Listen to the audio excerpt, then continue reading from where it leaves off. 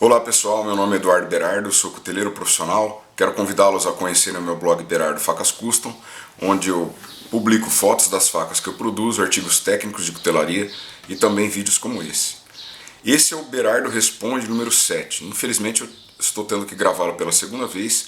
Peço mil desculpas a todas as pessoas que tentaram acessar e não conseguiram. Sempre que eu termino um vídeo, eu assisto ele na íntegra em casa antes de publicar. Assisti, estava tudo ok. Depois que publiquei no YouTube, não sei por que motivo deu problema, tive que apagar. E eu sei que muitas pessoas tentaram acessar para assistir ao vídeo, mas não conseguiram. Então eu peço mil perdões, não foi por culpa minha, tá? Então estou gravando novamente. Convido você a se inscrever no meu canal do YouTube, assim você vai ser informado a cada novo vídeo. E também, se tiver suas dúvidas, mande para berardoresponde@gmail.com.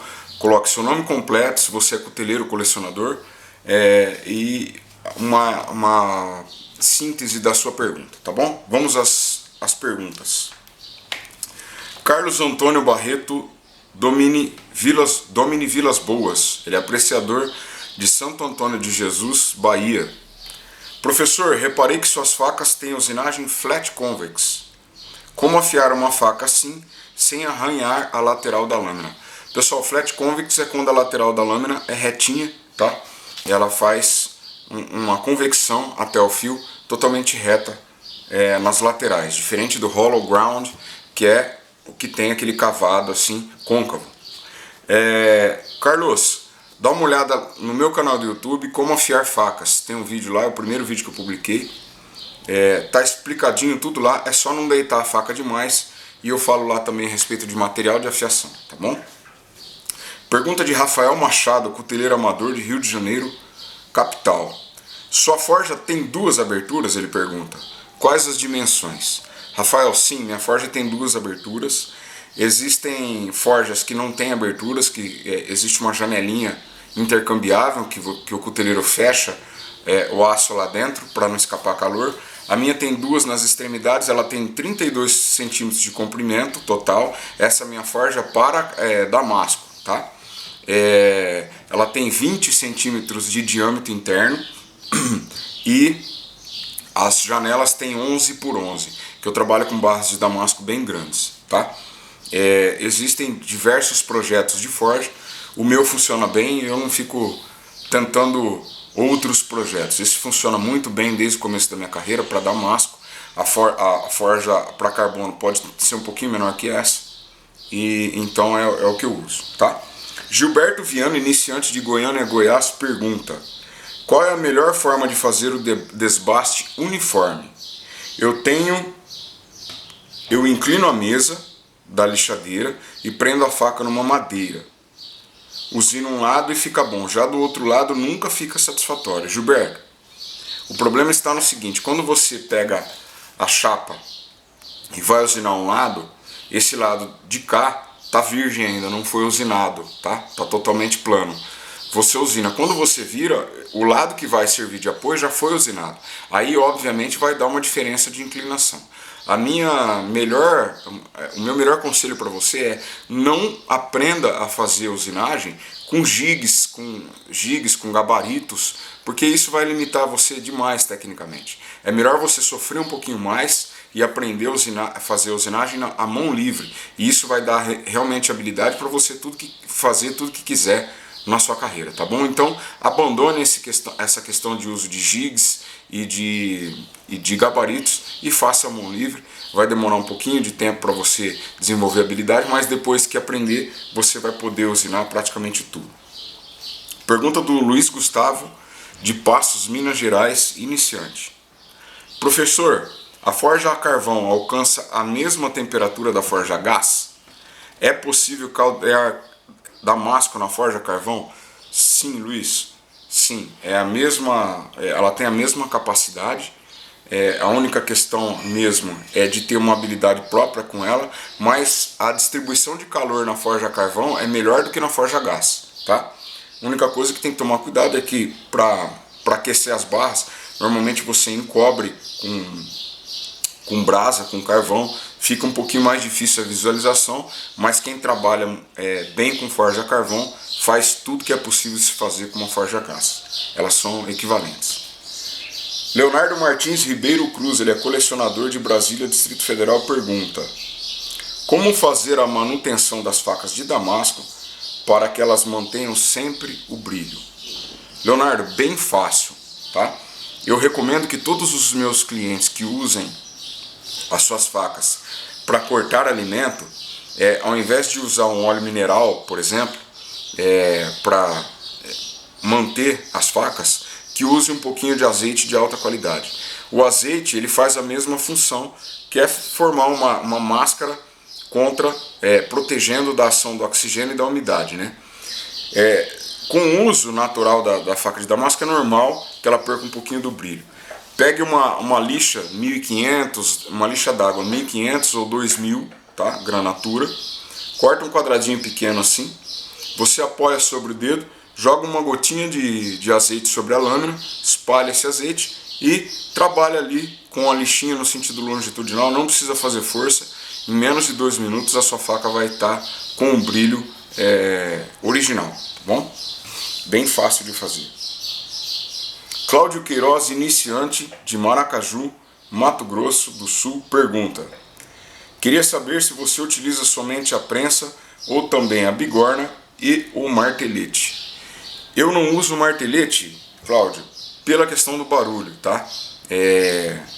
Eu, desde o começo, eu sempre morei dentro da cidade, no centro da cidade praticamente, e eu escolhi o uso da prensa justamente pela questão do barulho. Faz muito barulho tanto para quem está na nossa casa quanto para os vizinhos, que não tem nada a ver com isso, né?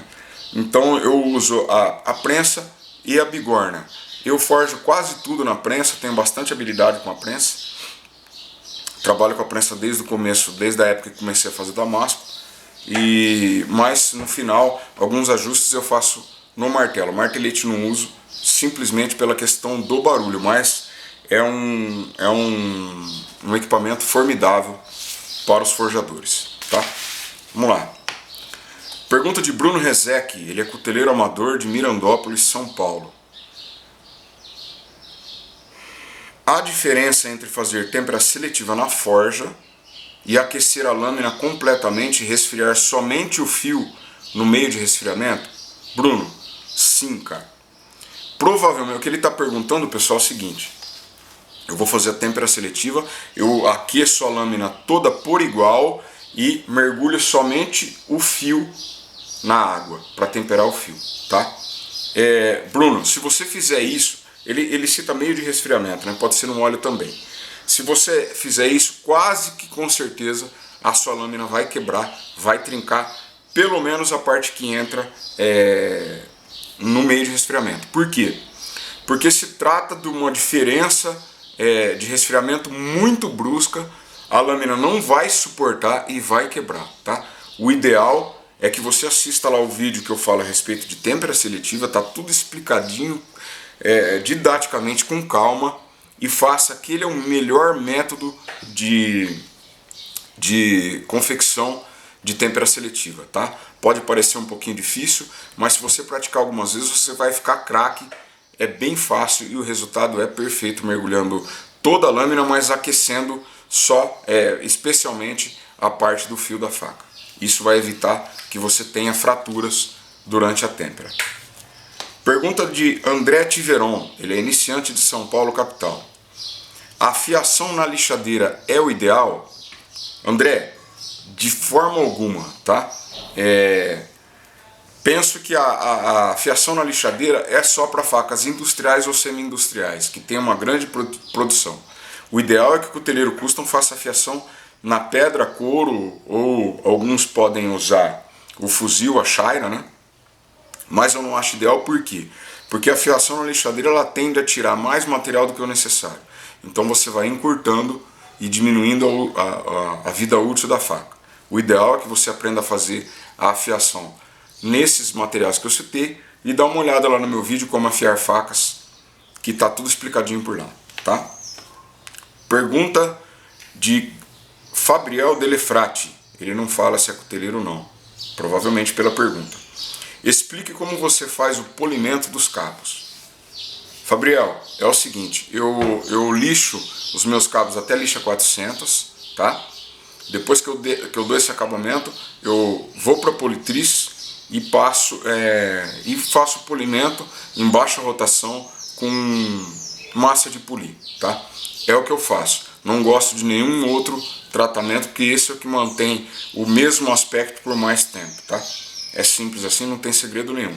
Simplesmente não ataque a roda de pano sempre no mesmo sentido do cabo. Então, depolimento assim, inverta nesse sentido, de forma que o pano pegue em vários sentidos do cabo. Isso vai uniformizar bastante o brilho e o aspecto final do cabo, tá? Eric Maia Dias, iniciante de Porto Velho, Rondônia, pergunta: qual a melhor forma de cunhar a lâmina? Com prensa hidráulica ou com marreta de 2 kg? O que o pessoal está perguntando a respeito de prensa hidráulica, pessoal, não é a mesma prensa hidráulica usada para forjamento, tá? Ele está se referindo àquela prensa de desempinamento, de sacar rolamentos, aquela prensinha manual que normalmente eu recomendo que as pessoas comprem de 15 toneladas. O Eric, jamais, em hipótese alguma, faça a marcação da sua faca com uma marreta. Por quê? A minha marca, por exemplo, ela tem 20 milímetros de comprimento, tá? Se eu colocar ela lá e bater com uma marreta, muito dificilmente eu vou conseguir a profundidade ideal por toda a extensão desses 20 milímetros, tá? Isso eu posso ajustar na prensinha, colocando um pouquinho mais para lá, um pouquinho mais para cá.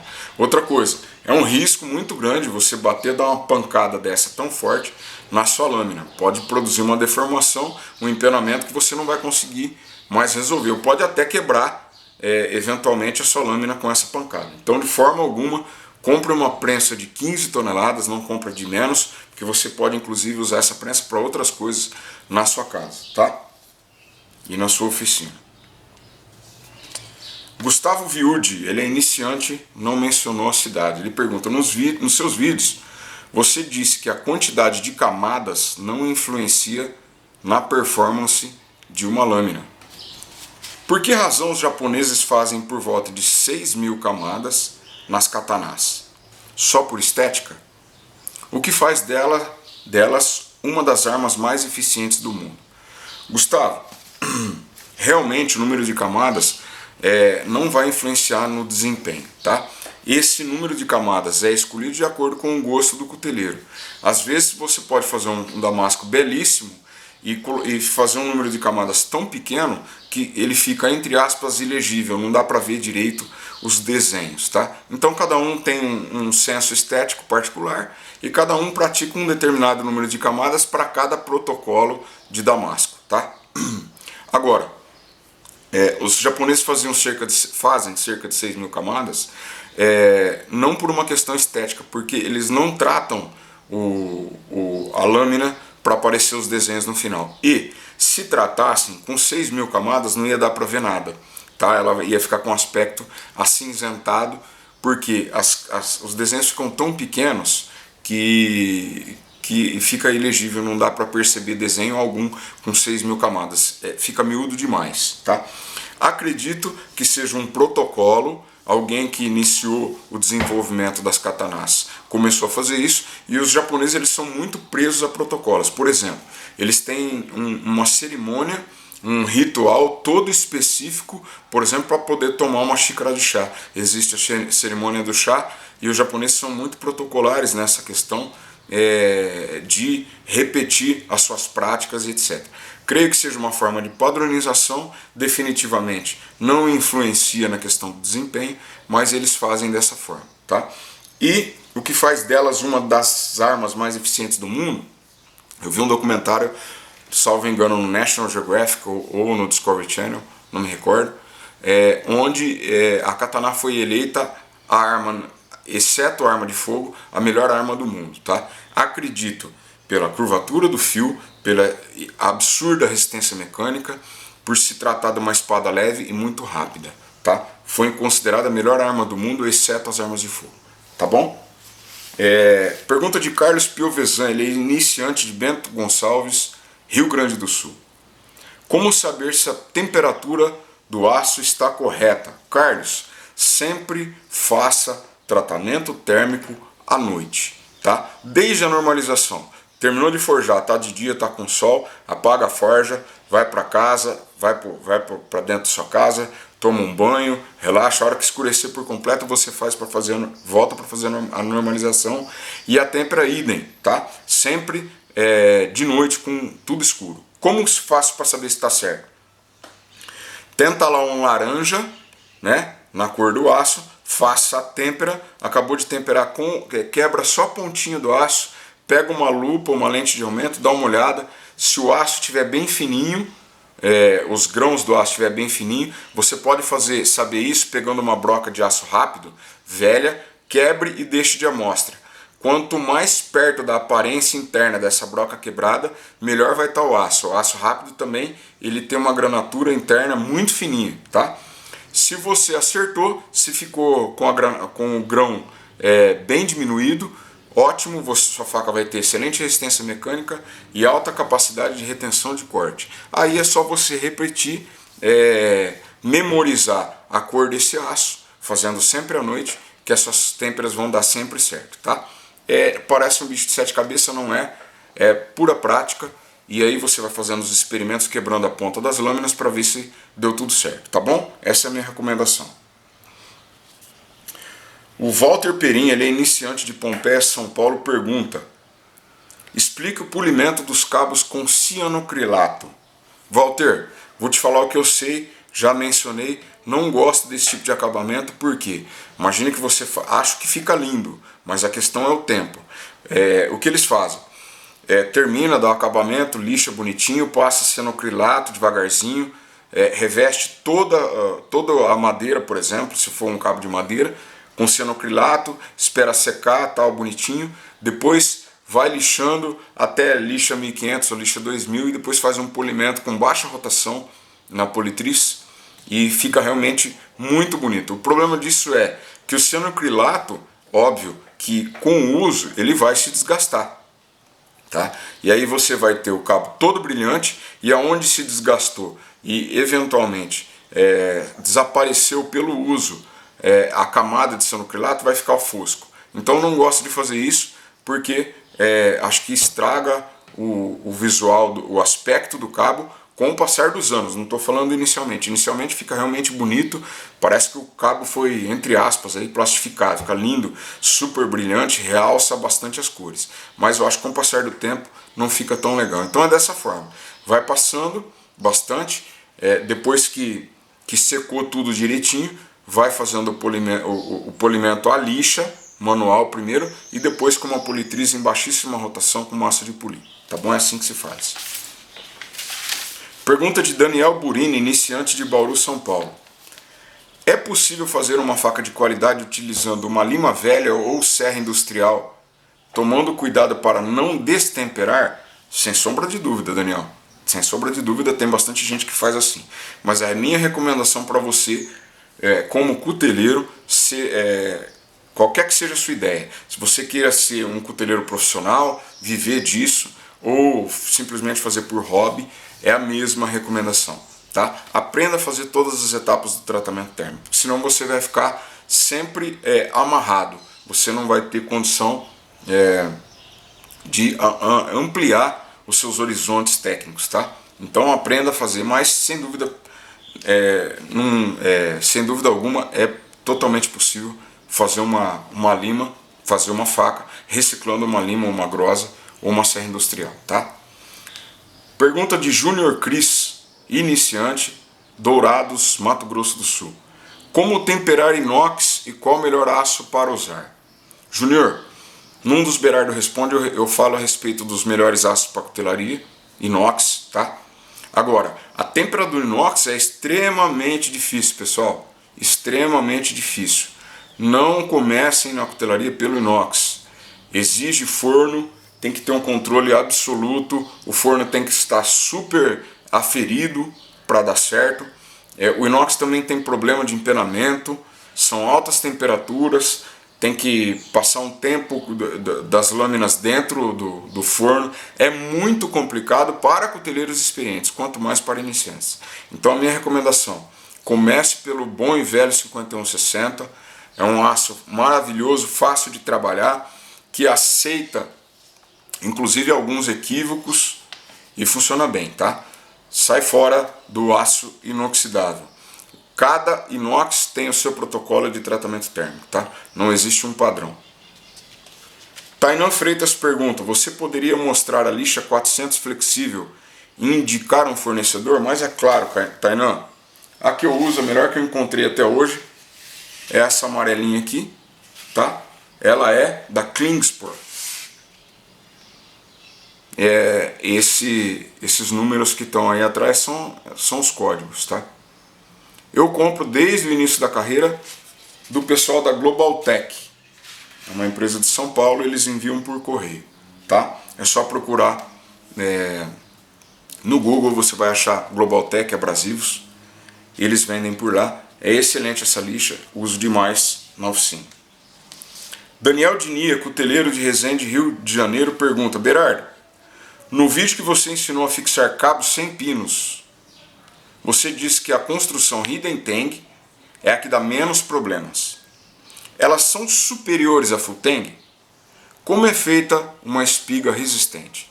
Excelente pergunta, Daniel. Inteligente sua pergunta. Não posso afirmar de forma alguma que uma faca de construção Hidden Tang, o que é Hidden Tang, pessoal? Onde a espiga é embutida dentro de um bloco único de madeira, por exemplo, tá? Não é correto eu afirmar que essa construção seja superior a uma Full Tang. Agora, uma coisa inegável, a Full Tang, com o passar do tempo, pode apresentar mais problemas. Por exemplo, às vezes o material do cabo, qualquer que seja ele, madeira, chifre de cervo, marfim de mamute, chifre de carneiro, osso de girafa, qualquer que seja o material, tá? Ele pode sofrer um encolhimento, tá? No Full Tang nós temos uma área muito maior de contato entre o chassi de aço e a tala com o material do cabo, tá? Isso significa que numa Full Tang nós temos uma área muito maior que eu posso, por exemplo, ter um encolhimento e ficar com um ressalto de aço acima do perfil do cabo, tá? Pode acontecer? Pode acontecer. Já aconteceu comigo? Já aconteceu comigo, tá? Ademais, nós temos uma região muito maior de contato entre aço e material de cabo. Aí eu tenho uma área muito maior onde eu posso ter problemas, por exemplo, de infiltração de água e umidade, tá? Para tal, eu faço Full Tang, todos os cuteleiros praticamente fazem Full Tang. Para que dê certo, pessoal, nós temos que tomar uma série de cuidados. O Full Tang exige cuidados redobrados para que dê certo. Não significa que não estou afirmando de forma alguma que o Full Tang é inferior ao Hidden Tang. Agora, eu posso afirmar com certeza absoluta que o Hidden Tang, a espiga embutida, ela tem um sem número de motivos a mais que a torna com muito menos possibilidade de gerar problema, tá? Isso é inegável, não tem o que discutir. Ele pergunta, o Daniel ainda pergunta como é feita uma espiga resistente. Simples, Daniel. Faça uma boa normalização após o forjamento e só. A espiga não deve ser, em hipótese alguma, temperada. Quanto mais mole ela for, mais resistente ela é. Se você, no ato da têmpera, endurecer a espiga também, primeiro, você não vai conseguir furar a espiga para passar um pino, caso queira. E segundo, ela vai ter uma dureza que não vai acrescentar em nada, tá? A espiga mais resistente é a mais mole, a mais macia, que tem mais flexibilidade, tá bom? Pergunta do Pastor Francisco, ele é aprendiz de Ribeirão Corrente, São Paulo. Pretendo usar rabo de tatu e couro de cobra para fazer facas e bainhas. Como funciona a legislação para estes produtos? Pastor Francisco, são ilegais, desde que a cobra, por exemplo, seja nativa de solo brasileiro, seja uma espécie endêmica aqui no Brasil, é ilegal, é crime e você pode ser preso. Então, eu recomendo que não use de forma alguma nem o rabo de tatu e nem couro de animais nativos brasileiros. Tá? Uma dica, no eBay você encontra couros para vender com preços razoavelmente baixos de cobra de espécies exógenas, ou seja, não nativos aqui do Brasil, de outras regiões do mundo. Aí você pode importar e usar para revestir suas bainhas sem qualquer tipo de problema. Agora, o rabo de tatu realmente é um problema, tá? Recomendo a todos os couteiros que não usam. Eu sei que existe uma tradição, especialmente no sul do país, mas, pessoal, é um risco desnecessário porque nós temos um sem número de materiais diferentes para usar de cabo e você pode, inclusive, ser preso e sofrer um processo, sofrer uma multa altíssima por uso do rabo de tatu, que é um animal nativo aqui do Brasil, tá? Então, de forma alguma, use esse material. Minha recomendação é que abandone o uso desse material. Pergunta do Guilherme Custódio Souza Luz, iniciante de Alfenas, Minas Gerais. Dá para fazer um cabo inteiriço de micarta em bloco único, hidden tang, ele está perguntando, usando a técnica de ajustar o cabo a quente, micarta ou celeron, pessoal? Resposta, Guilherme, não dá, não dá. Por quê? Porque o celeron ou micarta, ele é feito, né, de um sanduíche, são várias e várias camadas de tecido fino com resina fenólica, tá? Esse material, inclusive, pessoal, quando você for lixar na sua oficina, coloca um ventilador em cima de você e da lixadeira para que o pó, assim que seja produzido pelo atrito com a lixa, já seja expulso para longe de você, tá bom? Isso é material sintético, isso não é igual madeira, tá, pessoal? Não é igual você eventualmente respirar pó de madeira. Claro, tudo que você lixar na sua oficina tem que usar máscara para proteger os seus pulmões. Mas, em se tratando de material sintético, muito mais ainda. Todos os materiais sintéticos você tem que tomar um cuidado redobrado. Coloca um ventilador para assim que o pó seja produzido, jogue para longe de você. No mesmo sentido, se você esquentar o chassi da faca e fizer o ajuste a quente, primeiro essa resina ela vai se liquefazer, né? Ela vai derreter e pode grudar na sua faca e não sair mais.